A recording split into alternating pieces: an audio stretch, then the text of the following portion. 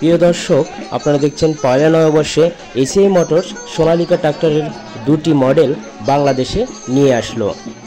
একটা সোনালিকা DI 35 যে tractor দিয়ে চাষ এবং ট্রলি উভয় করা যাবে এবং 48 ব্লেড ব্যবহার করা যাবে সোনালিকা 35-এ।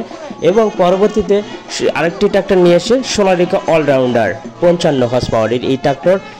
ধারণা করা হচ্ছে সোনালিকার সবচেয়ে তেল সাশ্রয়ী এই ট্রাক্টর সোনালিকা অলরাউন্ডার 55 3 সিলিন্ডার।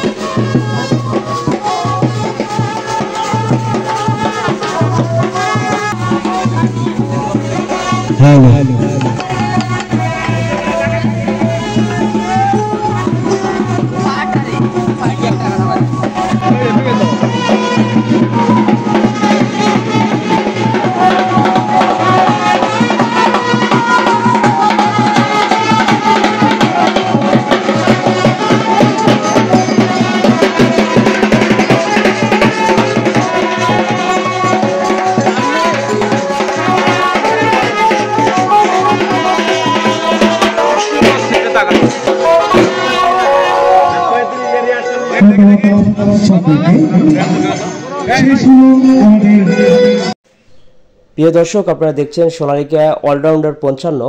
বাংলাদেশের কৃষকের বহুত দিনের প্রত্যাশা ছিল যেটাতে তেল সাশ্রয়ী একটা ট্রাক্টর তারা চাচ্ছে।